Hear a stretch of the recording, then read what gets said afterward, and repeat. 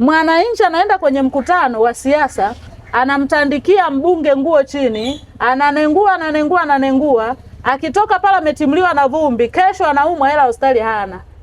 Hata ile nguo aliyotandika pale, sabuni ya kufulia hana. Huo ni mkakati wa kisiasa, ndo nawapa leo.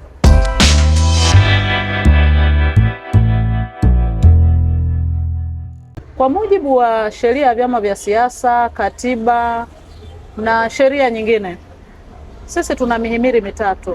Tuna mhimili wa bunge, tuna mhimili wa mahakama na tuna mhimili wa serikali.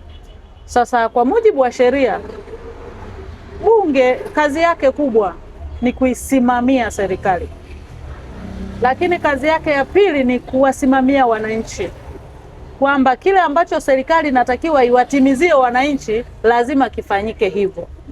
Kwa hiyo bunge kimsingi tulilonalo la miaka mingi tulilonalo, ni mara chache sana wamekuwa wakifanya kazi yake ya kisheria, kwa maana ya kuisimamia serikali, kuishauri serikali, kuwasemea wananchi serikalini, kwa sababu mbunge kwa kifupi ni mwakilishi wa wananchi mbele ya serikali. Kwa hiyo mbunge anatakiwa kuwasemea wananchi wake, lakini pia kuishauri serikali kulingana na hali halisi ya wananchi huko mtaani, lakini pia kuishauri serikali. Sasa kwa bahati mbaya nchi yetu toka tumepata uhuru na hata kabla hatujapata uhuru hatujai tawaliwa na vyama zaidi ya kimoja. Tumekuwa na chama tawala kimoja miaka yote, miaka 65 sasa. Kama tumekuwa na chama kimoja ambacho kina serikali yake ndo inatawala, tulitarajia bunge la chama hicho liwe ndo mshauri namba moja wa serikali yake. Tulitarajia bunge la chama hicho ndo iwe msingi wa serikali kufanya kazi vizuri. Sasa kwa bahati mbaya, wakati wanarekebisha hizi sheria zetu, waliweka kitu kimoja kinasema hivi: bunge litakuwepo kwa niaba ya wananchi, lakini hilo bunge hilo linalipwa na serikali. Sio kama napata picha eh? Yaani wewe unawakilisha wananchi wako serikalini, unatakiwa ikosoe serikali, lakini serikali ndio inakulipa. Alafu serikali hiyo wakachengesha, ni akili ilitumika hiyo ya kisiasa, iwe inakulipa wewe.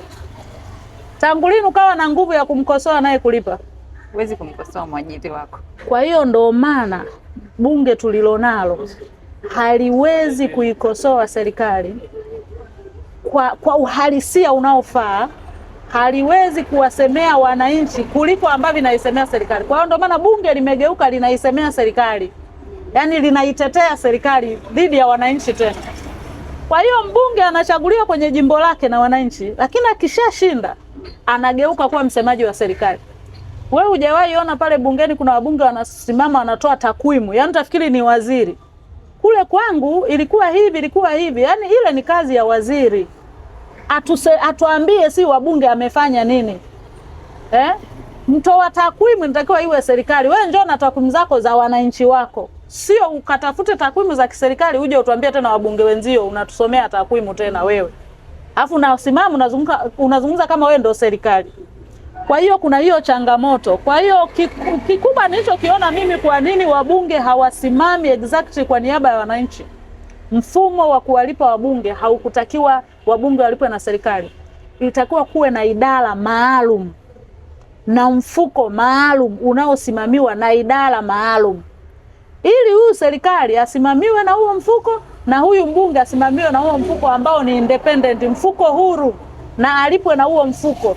Na sio serikali ambayo mimi naisimamia natakiwa niikosoe inilipe. Unajua hela, mimi nasemaga hela litakiwa ipewe jina lingine, ipewe hata jina la shetani, yani siitwe hela. Jina hela walirahisisha mno, kwa sababu once unapokea hela ya mtu kuna lack of confidence fulani naipata, yani nguvu ya kumkosoa huyo mtu inapungua kidogo. Kwa hiyo ndicho kinachotokea, kuweka serikali ambayo anatakiwa awe chini ya bunge awe ndo mlipaji, mistake ilifanyika hapo. Ndio maana nakuta kwenye kuzungumza umesema kwamba bunge limekuwa, serikali imekuwa ikitawaliwa na chama kimoja kabla ya uhuru na baada ya uhuru. Ndio. Kwa mantikio wewe unaamini kwamba tuna mfumo wa vyama vingi kwenye matendo au kwenye maandishi? Tanzania ina mfumo wa vyama vingi. Tunaamini katika multi-party system, mfumo wa vyama vingi. Lakini kwenye maandishi huko kuna kitu kinaitwa demokrasia. Mfumo wa vyama vingi, kuna demokrasia na nini, vitu vingi sana kwenye maandishi. Lakini ukija kwenye practice, kwenye uhalisia, huoni huo mfumo wa vyama vingi ukifunction. Na naweza nikakwambia kwa nini. Yani vyama vya upinzani vinakuwa tunaleta, yani vinaminywa, yani haviko free, vinaminywa na chama dola, chama tawala ambacho chenyewe kina nguvu ya kiuchumi, kinamiliki madini, yani madini yote ya nchi yako chini yao, wananchi wote wako chini yao, TRA zote ziko chini yao, mabandari na mamali yote ya nchi yako chini yao. Ndio maana unaweza ukaona ni namna gani vigumu kwa vyama vya upinzani kuonekana, kwa sababu hii serikali ambayo ipo madarakani ya Chama cha Mapinduzi inatumia pesa za kodi zetu kukijenga chama chao. Kwa hiyo wao wana kitu kinaitwa source of income, yani wana chanzo cha mapato cha kukijenga chama chao. Na kwa mujibu wa sheria ya uchaguzi, ili chama kiweze kupata ruzuku, hela ya kuendeleza hicho chama, kujengea hicho chama, lazima kiwe kilishiriki uchaguzi na kilipata 5% zaidi ya 5 ya wapiga kura wote kwenye majimbo yao huko. Kwa hiyo kuipata sasa hiyo 5% kwenye uchaguzi wa nchi hii, chama cha upinzani, nyinyi wenyewe ni mashahidi wa uchaguzi wetu unavyoenda. Na ndio maana vyama vya upinzani ili viweze kuonekana kwenye nchi hii, lazima kwanza tuanze kuifumua katiba ya nchi. So kwa mujibu wa katiba ya nchi sasa hivi, tume ya uchaguzi inateuliwa na rais, ambaye kwa wakati huo na yeye ni mgombea. Yaani mimi nikuteue wewe uwe ukasimamia uchaguzi alafu usinitangaze. Yaani twende tu kwenye hali ya halisi ya kawaida yani. Yaani tume nimeichagua mimi na ilipa mimi, halafu isinitangaze. Halafu nchi hiyo kwa wakati huo unaimiliki mimi, yani iko chini yangu, majeshi yako chini yangu, usalama iko chini yangu, kila kitu. Kwa hiyo unakuta practically haiwezekani, ni ngumu sana kupambana na dola. Unajua kwa nini mimi napenda kusema kwamba hakuna chama cha upinzani kwenye nchi hii chenye nguvu ya kupambana na serikali iliyopo madarakani na kikafanikiwa.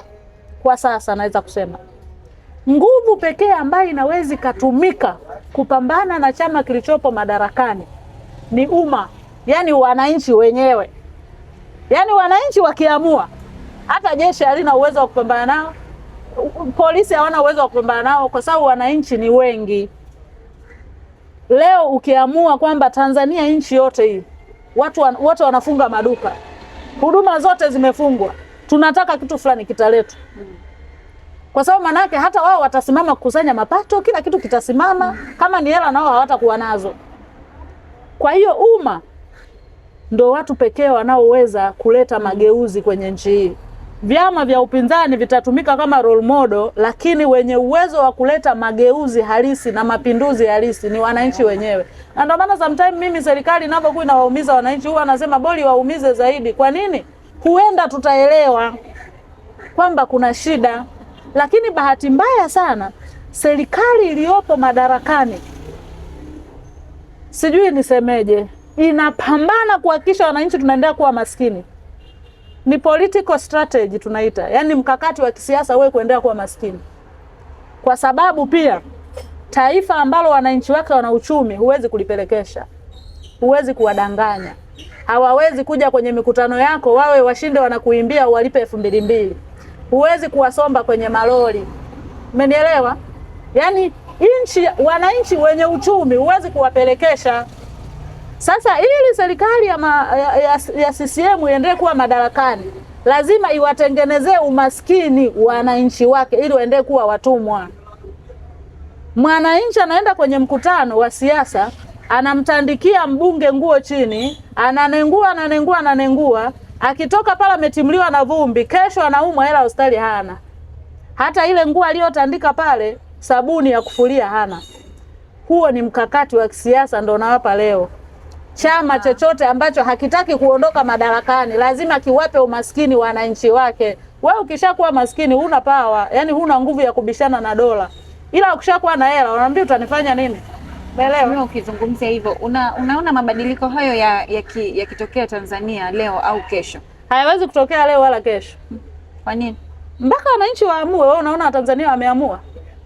Naweza mkakupa mfano. Tundu Lissu amekamatwa Songea mbele ya watu maelfu na maelfu, walienda kwenye mkutano wa hadhara wa Chadema. Wale wananchi walipoona polisi tu walikimbia wote, ila wale wananchi wangeamua kupambana na polisi kwa uwingi wao, Tundu Lissu asingekamatwa siku ile. Kwa hiyo lazima tuwe na wananchi waliojikana, ambao wako tayari kuifia nchi yao. Umenielewa? Ingawaje Oktoba 29 kuna watu walijaribu hiyo. Sikiliza, hofu iliyojengwa ni kwa sababu pia ya umaskini wetu. Yaani ukiwa maskini huna confidence tunaita. Yaani unakuwa ni mtu siyejiamini. Lakini mtu ambaye ana uchumi wake na maisha yake, huwezi kumtengenezea hofu ambayo haioni alafu kaamini kwamba hii ni hofu. Sisi tunatengenezwa hofu kwa sababu uwezo wetu ni umeishia hapo wa kutafakari mambo. Unajua ukikosa uchumi hata akili haifanyi kazi vizuri. Hatu reason. Lakini kitu kingine, mimi naweza nikazungumzia shule ya sheria iko hapo. Kuna kitu kinaitwa Law School of Tanzania. Ni shule moja ngumu sana. Watu wakienda wanaingia watu 1000 wanafaulu watu 20. Ule ni mkakati wa kisiasa pia wa serikali kuto kuzalisha wanasheria wengi, kuto kuzalisha mawakili wengi. Mawakili wanajua sheria, ni wasomi wabobezi wa sheria, kwa hiyo anajua huyu mwananchi hapa anaonewa, hapa haonewi, wajibu wa serikali ni huu na huu na huu kwa wananchi wake, na hapa serikali haijatekeleza. Tukiwafaulisha sana wale, sio mimi, serikali ikiwafaulisha sana wale, tukawa na access kubwa ya huduma za kisheria mtaani, wananchi watafumbuliwa vitu vingi sana ambavyo hawajui. Na ndio maana watu wanasoma hapo, wanaingia 1000 anafaulu 10. Hiyo nayo ni mkakati wa kiserikali wa dola yote ambayo haina mpango wa kutoka madarakani. Haiwezi kuzalisha mawakili wengi.